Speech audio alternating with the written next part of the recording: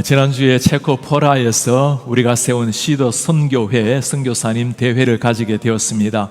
우리 많은 선교사님들이 아프리카, 유럽에서 오셨고 우리가 파송했던 많은 선교사님들도 함께 자리하게 되었습니다. 스페인의 유익상 문희경 선교사님, 그리고 세네갈의 이혜진 김미자 선교사님, 케냐에서 진수 선교사님, 윤미숙 선교사님, 우간다의 안정은 선교사님, 또 정미양 선교사님이 함께 자리를 했습니다. 또 우리가 협력하고 있는 많은 선교사님들도 오셔서 함께 은혜를 나누는 시간을 가졌습니다. 우리 교회에서도 저뿐만 아니라 우리 더 센터 커피 미션 팀이 와서 정성껏 선교사님들을 섬기고 또 거리 전도도 하고, 또 우리 강명식 장로님 정말 놀랍게 우리 찬양팀을, 더 센터 커피 팀이 찬양을 이루어서 찬양도 섬기게 되었습니다. 우리 선교사님들 참 척박한 땅에서 선교하시는데 한 주간 보내면서 얼마나 행복해 하시고 즐겁게 또 밤에 인카리지를 받고 용기를 받고 그렇게 선교지로 돌아가시게 되었습니다. 제가 이번 선교사 대회 하면서 제 생애에 정말 잊지 못할 경험을 하나 하게 되었습니다. 모라비안 선교회가 시작이 되었던 독일의 헤른후트를 방문하게 된 것입니다. 대학교 1학년 때 예수님을 만나고 난 다음에 지난 35년 동안 제 생애에 가장 영향을 미친 사람들, 제 가슴에 선교의 불꽃을 지핀 사람이 모라비안 선교회 사람들입니다. 우리가 함께 선교회 하면서 모라비안 헤른후트를 방문할 수 있는 기회가 있었습니다. 모라비안 교도들은 1722년도에 시작이 되었습니다. 진젠돌프라는 한 사람이 주님 앞에 변화를 겪고 떠돌아다니는 사람들을 모시고 그의 영지에 모시게 해서 시작된 것이 모라비안 교회였습니다. 모라비안 교회에서 특별한 부흥이 일어났던 때가 있었습니다. 1727년도 8월 13일 말씀 사경회를 하는 가운데 놀라운 성령이 역사하기를 시작을 했습니다. 그때 성령이 역사했던 부흥이 일어났던 교회가 바로 저 교회입니다. 세계대전을 겪고 좀 보수가 일어났지만 300년 정도 된 저 교회, 이것을 통해서 얼마나 많은 사람이 지금도 기도의 불꽃이 일어나고, 이곳에서 말씀을 듣는 가운데 기도의 불꽃이 일어나서 매일 하루 종일 기도하게 되었습니다. 사람들이 이 기도의 불꽃을 끊이게 하지 말자고 24명이 1시간씩 약속을 해서 1시간씩 기도를 하고, 사흘 동안 계속 기도를 하고, 일주일 동안 계속 기도를 했습니다. 24명이 자기 신의 시간을 커미트를 해서 그렇게 기도한 것이 1년, 그리고 10년, 100년 이상 동안 기도회가 이루어졌습니다. 우리가 예를 두고 1시간의 중보 기도, hourly intercessor이라고 부르고 있습니다. 이번에 이 지역을 돌아보면서 얼마나 제 가슴 속에 감격이 되었는지, 그리고 이분들이 기도할 때마다 기도했던 처소를 올라가게 되었습니다. 우리 선교사님이 저희를 인도하면서 이제 여러분들이 모라비안 교도들이 2명씩 짝을 지어서 기도한 언덕이 있는데, 그 언덕으로 올라가는 길이 앞에 보이는 우리 모라비안 교도들이 누워있는 공원묘지입니다. 이곳에 6,000명의 모라비안들이 잠들어 있고, 이곳을 지나서 언덕 위에 있는 기도처소 망대로 올라가는데 한 200m 정도 되는 거리입니다. 이제는 서로 말하지 마시고 조용하게 침묵하면서 묵상하면서 올라가십시오. 제가 저 망대까지 올라가면서 모라비안 교도들이 기도하러 올라가면서 무슨 생각을 했을까를 생각해 보았어요. 전능하신 하나님, 영광의 하나님을 간절히 찬양하는 마음으로 올라갔겠죠. 나 같은 죄인을 구원해 주신 하나님의 그 은혜를 가슴에 깊이 새기며 주님의 자비를 생각하면서 올라갔겠죠. 그리고 나를 위해서 십자가 지신 주님 앞에 내 삶을 어떻게 드릴 것인가, 그 주님 앞에 자신의 삶을 결단하면서 올라가게 되었겠죠. 한 시대 온 세상을 그리스도의 핏빛으로 물들였던 그 모라비안 선교회 사람들, 그들의 눈물과 땀이 보였습니다. 저 기도의 망대로 올라가면서 계단을 타고 올라가는데 한 계단 한 계단 올라가면서 그들의 삶을 생각해 보니까 정말 얼굴 위로 뺨 위로 눈물이 흘러내렸습니다. 모라비안 선교회, 저 한 선교회로 말미암아 세계 곳곳에 들어가지 않을 곳이 없을 정도로 하나님의 복음이 선포되었고, 때로는 많은 사람이 배를 타다가 죽고 추위에 죽고 굶어서도 죽고 죽음을 각오하고 전한 것이 십자가의 복음이었습니다. 주님, 제 가슴에 이 모라비안의 그 세계 선교를 향한 열정, 복음을 향한 그 가슴을 다시 한번 심어달라고 그렇게 간절히 기도하게 되었습니다. 오늘 시편의 말씀, 정료주일에 우리가 듣는 시편의 말씀은 다윗이 하나님의 이 법궤를 들고 예루살렘으로 올라갈 때 불렀던 찬양의 시입니다. 유대인들은 알려지기로 매주 첫날에 시편 24편을 부르면서 하나님 앞에 나아갔다고 알려져 있습니다. 그 옛날에선 다윗의 시편이지만 마치 예수님께서 지금 예루살렘에 입성하는 것을 눈으로 생생하게 보는 것처럼 너무나 감격스럽게 생생한 모습으로 예수님의 모습을 그리고 있는 겁니다. 예수님께서 예루살렘에 입성했던 그 첫날의 모습, 예수님은 어떤 모습이었을까? 오늘 말씀을 통해서 세 가지 예수님의 모습을 살펴보려고 합니다. 첫 번째 모습입니다. 예수 그리스도는 창조주 하나님 자신이라는 사실, 창조주가 되신 우리 주 예수 그리스도. 다윗의 메시아에 대한 첫 번째 고백을 한번 들어보시겠습니까? 땅과 거기에 충만한 것과 세계와 그 가운데 사는 자들은 다 여호와의 것이로다. 세상에 존재하는 모든 것, 모든 사람들이 다 여호와의 것이로다. 여호와께서 그 터를 바다 위에 세우심이여 강들 위에 건설하셨도다. 우리 하나님께서 천지 창조를 이렇게 하셨노라고 말씀을 하고 있습니다. 다윗의 첫 고백은 창조주 하나님 그리고 나의 주인이 되신 예수 그리스도십니다. 다윗의 이 말씀을 한다는 것은 참 놀랍습니다. 다윗이 누구입니까? 전제 군주 국가의 왕입니다. 모든 것을 다 누릴 수 있었던 왕님, 짐이 곧 국가다라고 할 정도로 왕권이 절대적이었던 이 시기에 다윗은 자신이 주인이 아니라 주인이 진짜 주인이 누구인지를 안 것입니다. 하나님이 창조주이듯이 예수 그리스도가 나의 주인이라는 것을 진실로 안 겁니다. 종료주일에 예수님이 천지 만물의 주인이라는 것을 잘 보여주는 사건이 하나 있죠. 예수님께서 예루살렘으로 들어가시기 전에 가서 나귀 하나 데리고 오라고 합니다. 제자들이 당연히 묻죠. 주인이 누가 쓰냐고 물으면 뭐라고 말합니까? 진짜 주인이 쓴다고 말하라. 진짜 주인, 그 주인은 기꺼이 나귀와 나귀 새끼를 풀어 주었습니다. 이름을 모를 한 주인이지만 그러나 그가 진짜 하나님, 진짜 주인이 말씀하셨을 때 적극적으로 순종하고 그의 것을 다 내어드린 것을 본문이 말을 해주고 있습니다. 진젠돌프가 하나님 앞에 그렇게 인생을 바치게 된 데는 한 계기가 있었습니다. 우리 예수님이 진정 창조주요 자신의 구원자 주인이라는 것을 발견하게 된 순간이 있었어요. 그가 19살 때 유럽을 순회하다가 뒤셀도르프의 한 회당에서 예수님이 십자가에 피 흘리는 모습을 보게 되었습니다. 그 그림 밑에 있었던 글귀였어요. Hoc facit prote, quid facit pro me. This I have done for you, what have you done for me? 너를 위해서 이렇게 했건만 너는 나를 위해서 무엇을 했는가?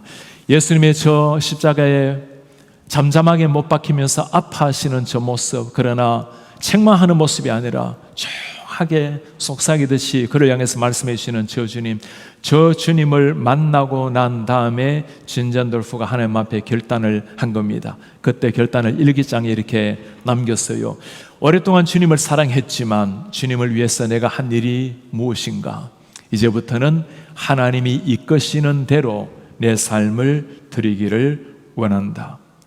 그날 이후로 하나님 앞에 자신의 삶을 드리기로 결단했던 사람, 하나님께서는 이때 때에 맞추어서 사람들을 만나게 했습니다. 체코에서 이안 후스의 사상을 따랐던 사람들이 체코를 쫓겨나게 되었습니다.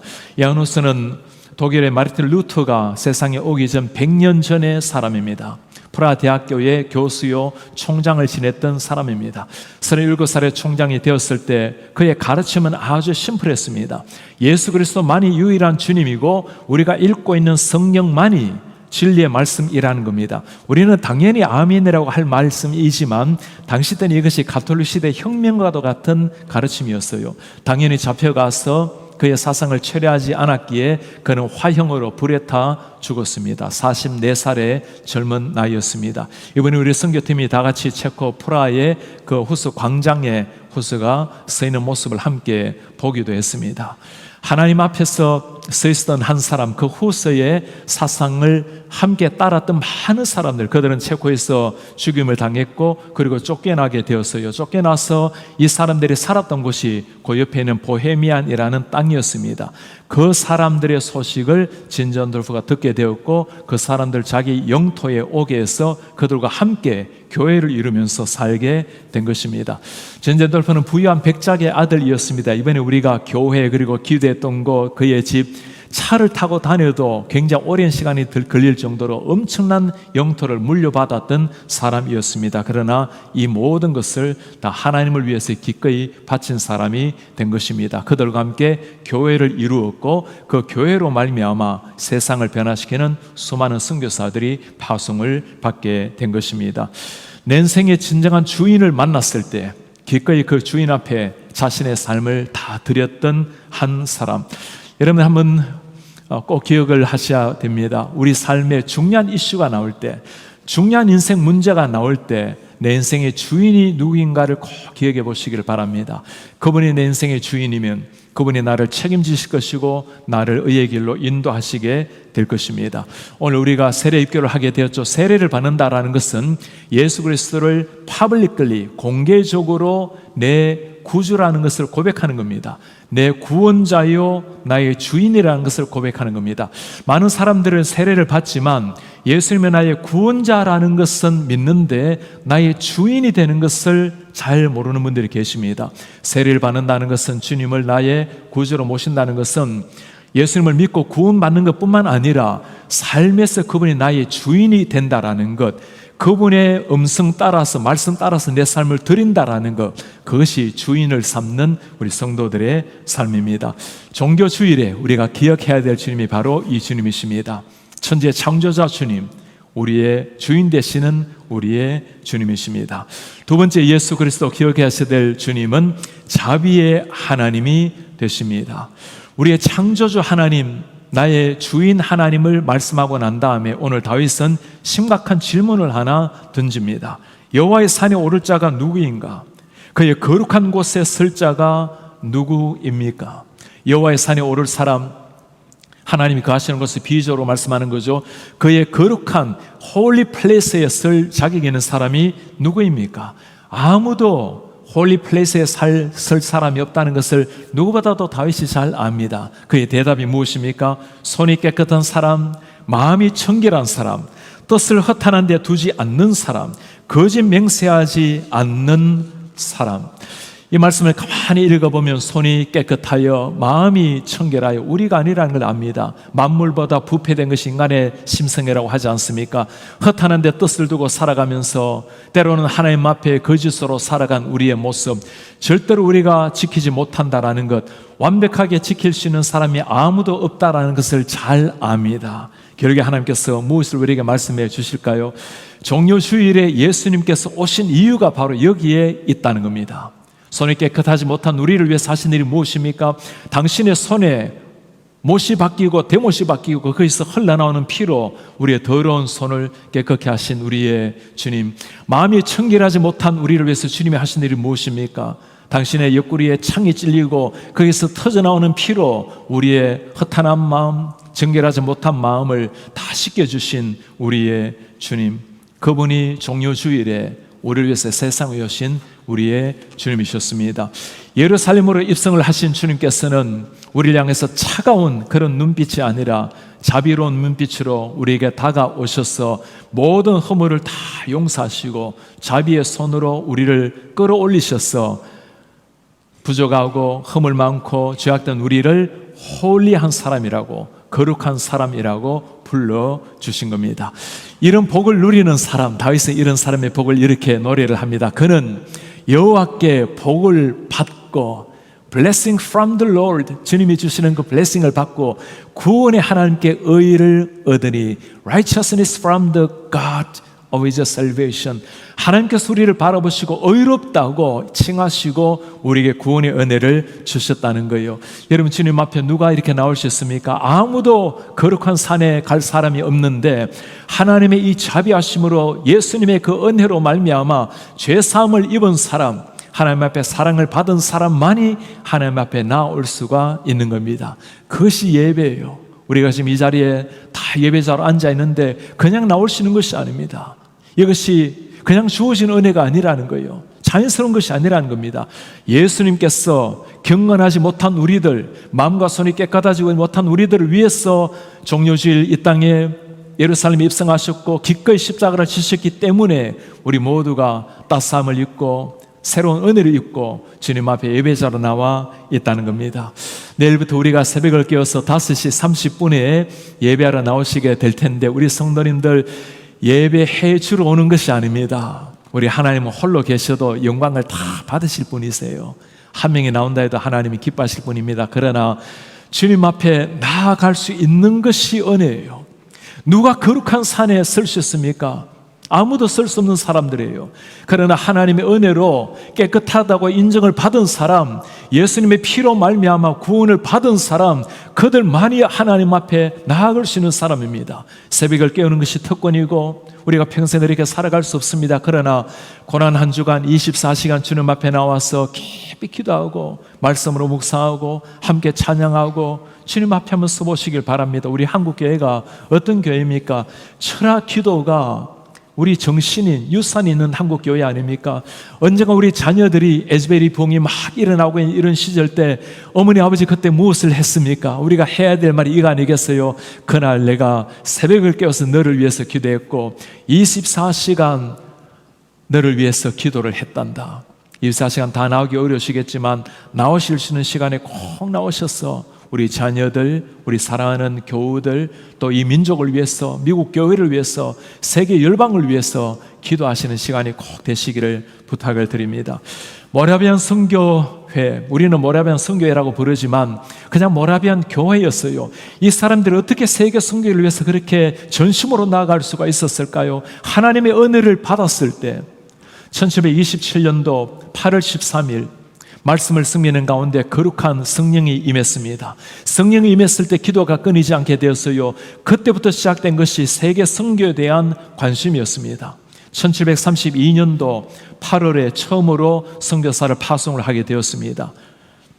노예들이 살고 있는 곳이었기 때문에 건장한 사람, 일반 사람 평민이 갈 수 없었기 때문에 당신들의 노예 신분이 되어서 찾아간 곳이 세인트 타모스의 섬이었습니다. 그로부터 수많은 사람들이 선교지로 알라스카로 그린란드로 아프리카로 선교지로 들어간 사람들, 들어가다가 많은 사람들은 반 가까이가 죽음을 당했고 때로는 굶어서 때로는 추위에 죽었던 사람들, 그러나 복음을 위해서 기꺼이 그들의 삶을 던졌던 사람들, 모라비안 선교회가 이렇게 선교를 시작한 지 28년 후에 1760년에 진젠돌프는 세상을 떠났습니다. 그때까지 한 교회에서 파송된 선교사가 260명이었습니다. 1930년이 되었어요. 모라비안 선교회가 선교사를 파송하기 시작한 지 200년이 되었습니다. 한 교회에서 파송된 선교사가 3,000명이 넘었습니다. 한 교회에서 일어난 일이었습니다. 하나님의 자비가 가슴 속에 새겨졌을 때 그 자비에 대한 반응으로 기꺼이 그들의 삶을 다 드렸던 사람들, 누가 감히 하나님의 산에 올라갈 수 있는 사람일까요? 누가 주님이 계시는 천국에 들어갈 수 있는 사람입니까? 아무도 자격이 없지만 우리 하나님께서 우리를 거룩하다고 그 자비의 손길로 이끌어 주신 분들, 그 자비의 손길을 붙들고 모라비안 선교사들은 이름도 모를 선교지로 떠났습니다. 지금도 수많은 사람들은 이 십자가의 복음을 들고 체코로 또 아프리카로 유럽으로 들어가서 복음의 전사가 되었어요. 이제 주님 앞에 우리가 그 자비하신 하나님 앞에 반응을 해야 할 때입니다. 종료주일은 우리 주 예수 그리스도 세 번째 주님의 모습입니다. 예수 그리스도는 영광의 하나님이 되십니다. God of glory, 영광의 우리 하나님 예수 그리스도. 오늘 예수 그리스도는 창조주요 또한 우리의 주인이시요 자비의 하나님뿐만 아니라 영광의 주님이 되십니다. 오늘 그 영광의 주님께서 예루살렘에 입성하시는 종료주일이에요. 이 영광스러운 주님이 오시는 걸 바라보고 다윗이 소리를 치는 겁니다. 문들아 머리를 들라, 문들아 문을 들라, 영광의 왕이 들어가신다. 당시 때 다윗이 왕으로서 성문을 들어가게 되면 당연히 성문이 밑으로부터 위로 올라갔을 겁니다. 그것을 연상하면서 내가 아니라 진짜 왕이 들어가십니다. 문을 열라. 이 하나님 어떤 하나님이시죠? 다윗이 반복해서 이 하나님을 고백하는 말씀이 있습니다. 7절에 영광의 왕 들어가십니다. 8절 영광의 왕이 누구냐? 9절 영광의 왕 들어가십니다. 10절에 영광의 왕. 왜 이렇게 영광의 왕을 가르고 글로리를 계속해서 반복을 하고 있을까요? 영광이란 말은 히브리어로 카도시라는 단어를 사용합니다. 원래 카도시란 말은 무겁다란 말이에요. C.S. 루이스가 쓴 책이 제목이 있죠. 영광의 무게. 그 무거운 영광. 그러나 실제 이 단어가, 이 카보드라는 단어가 사용될 때 이 무겁다라는 단어로 사용되는 경우는 굉장히 드뭅니다. 주로 존경하다, 영광을 올려드리다, 우리의 모든 것을 다 들여서 명예롭게 하다, 그런 의미입니다. 하나님을 향한 최고의 찬사, 우리의 모든 존경, 우리의 영예를 하나님에 올려드리는 그 이름이 영광의 하나님이십니다. 영광의 하나님이 들어오신다. 여러분, 이 하나님이 어디로 들어오시는 겁니까? 지금 다윗이 말씀하고 있는 것은 이 법궤가 예루살렘 성으로 들어오는 것을 두고 하는 말입니다. 법궤가 블레셋 백성들에게 빼앗겨서 이제 다시금 가지고 왔어요. 기럇 여아림에 오랫동안 방치되어 있다가 다윗이 한번 이 법궤를 가지고 예루살렘으로 가져오려고 했습니다. 그러나 말씀대로 하지 않았어요. 레위인들이 어깨 메고 온 것이 아니라 수레 들고 오다가 우사가 죽임을 당했죠.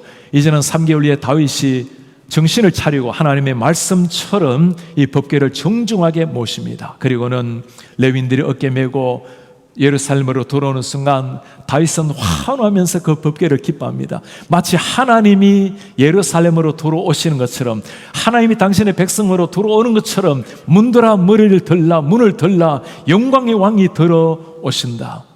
그 옛날 법궤가 들어오는 것을 보고 그렇게 소리쳤던 다윗, 이제는 그 예수 그리스도 말씀의 법궤가 아니라 예수께서 친히 예루살렘으로 돌아올 때 많은 사람들이 그렇게 소리쳤습니다. 호산나 호산나, 다윗의 아들 예수 그리스도요.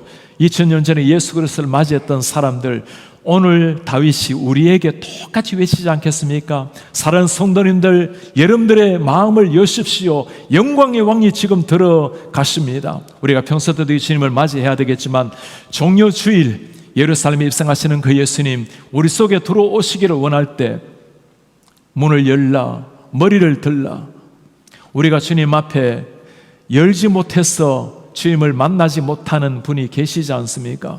주님을 나의 온전한 주님으로 다 받아들이기에 나로 하여금 방해가 되는 것이 혹시 무엇이 있습니까? 이 영광의 왕이 들어오시지만 그러나 반응이 다 똑같지는 않아요. 그 주님이 오시는 걸 두고 너무나 감격스럽게 하나님을 맞이하는 사람이 있는가 하면 그 영광의 왕이 내 속에 오시는데도 그냥 그렇게 관심 없이 살아가는 분들도 계십니다. 오늘 다윗이 우리를 향해서 소리 터지게 외칩니다. 문들아 머리를 들라, 영광의 왕이 들어가신다. 어떤 자세로 여러분들은 이 주님을 만나기를 원하십니까? 영광의 왕이 우리 마음속에 들어오기를 원하시는데 여러분들은 어떤 자세로 이 주님을 받아들이기를 원하십니까? 우리가 새벽에 주님 앞에 나오게 될 때 우리 자녀들이 물을 겁니다. 엄마 아빠 왜 이렇게 새벽에 일찍 나가세요? 내가 영광의 왕을 만나러 이 한 주간 나가기로 했단다. 그 감격스러운 얼굴을 가지고 주님 앞에 나오게 될 때 그 자체가 우리 자녀들을 향해서 가르치는 최고의 신앙 교육이 될 것입니다. 영광의 왕이 누구십니까? 오늘 다윗은 8절에 영광의 왕을 이렇게 설명을 합니다. 강하고 능한 여호와시요 전쟁에 능한 여호와시다. 전쟁에 능한 여호와. 여러분, 다윗보다 전쟁을 잘 아는 사람이 있습니까? 그러나 내가 아니라 진짜 백전백승의 용사는 우리 하나님이십니다. 강하고 능한 이 단어, 이 히브리어 단어 아주 중요합니다. 이투스 베 기보르라는 단어를 사용하는데 모든 성경에서 강하고 능한이라는 표현이 유일하게 나오는 곳이 여기입니다. 그게 무슨 말일까요? 강하다, 능하다란 말은 전쟁에 사용되는 용어입니다. 늘 전쟁했던 당시 때 다윗이 사용한 말이기도 하지만 우리 그리스도인의 삶 자체가 전투하는 삶 아닙니까? 오늘날 또 점점 하나님을 떠나가는 시대를 향해서 전쟁하고 있는 사람들, 점점 포스트 모던 시대로 흘러가고 있는 시절에 예수 그리스도만이 유일한 주님이라고 싸우고 있는 우리 그리스도인들, 우리는 세상의 권세 잡고 있는 사탄과 끊임없이 싸워서 하나님의 복음, 진리의 복음을 드러내야 될 사명이 우리에게 있는 사람들입니다. 여러분 기억하시기 바랍니다. 성도의 삶이 영적 전쟁이라는 것, 우리를 위해서 최고 용사 되시는 주님을 믿고 살면 100% 승리가 있고, 그러나 이 주님 없이 홀로 살아가게 싸우게 된다면 우리가 사탄을 이길 수 있는 힘은 우리에게 나타나지 않을 것입니다. 오늘 또 이 영적 전투를 벌이고 있는 수많은 사람들, 이번에 체코와 그리고 크로아티아의 선교지를 다녀오면서 너무너무 제가 참 하나님 앞에 마음이 찬하면서 감사한 마음이었어요. 체코 나라는 어떤 나라입니까? 한 시절에 이 공산주의가 지배했던 나라 아닙니까? 그 나라에 70% 이상 사람들이 무신론자입니다. 이슬람교도 가톨릭도 믿지 않은 무신론자들, 인간에게 모든 영혼을 다 없애버리고 물질로 되었다고 그 지배를 받다 보니까 영혼이 사라져버린 나라, 기독교가 1%도 되지 않은 그 체코의 우리 한국 성교 사람들 정말 생명을 바치는 마음으로 그렇게 선교하는 것을 보았습니다. 크로아티아는 우리의 파송성교사 박찬신 선교사님, 박정희 선교사님이 20년 가까이 거기에서 외롭게 선교를 하고 있습니다. 크로아티아는 90% 이상이 가톨릭입니다. 세계의 가장 강력한 가톨릭 국가가 크로아티아입니다. 모든 삶을 다 지배하는 사람들, 그리고 개신교는 개신교 자체가 이단처럼 여겨지는 특별한 나라예요. 그 나라에 들어가서 복음을 전하는데 여러분, 한 사람 구하기가 구원하기 얼마나 어렵겠습니까? 이 나라에서 한국 사람도 거의 없고, 믿는 사람을 찾아보기가 어렵고, 예수를 믿고 예수님만이 유일한 주님이라고 개신교를 가르치면 이단처럼 이상하게 바라보는 그런 사람들, 그곳에서 외롭게 복음을 선포하고 있는 사람, 제가 이번에 가서 얼마나 감격스러운 시간을 가졌는지 몰라요. 갔을 때 마침 우리 박찬신 선교사님이 이전에 함께 동역했던 그 교회를 방문하게 되었습니다. 그게 밀란 목사님이 담임 목사님인데, 우리 선교사님이 밀란 목사님에게 이전에 제자 훈련을 하셨어요. 그리고 밀란 목사님이 그 똑같은 책을 가지고 4명에게 제자 훈련을 해서 졸업식 하는 날이었습니다. 그리고는 4명의 성도님을 데려다 놓고 하나하나 다 물어요. 그리고 12성경 구절을 다 암송하게 만들고 졸업식에 우리가 기도하고 축복을 하게 되었습니다. 4명의 제자 훈련이라고 하니까 우리에게는 그렇게 4명요 하는데, 그 나라에서 4명이 제자로 탄생했다는 것은 정말 놀라운 일입니다.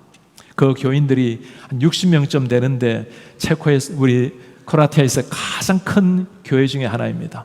크로아티아의 모든 성도님을 다 모아도 선교사님이 우리 교인만큼 숫자가 안 될 것이라고 그렇게 말씀하는 곳이에요. 선교사님이 그렇게 말씀하려요. 목사님, 때로는 이 땅에서 버티고 있는 것도 힘듭니다. 그런데 버티고 있는 것이 선교라는 마음으로 버티고 있습니다. 제가 그 말을 듣고 얼마나 감사했는지 몰라요. 그렇게 말씀드려서 선교사님, 너무 많은 열매 없다 해도 낙심하지 마십시오.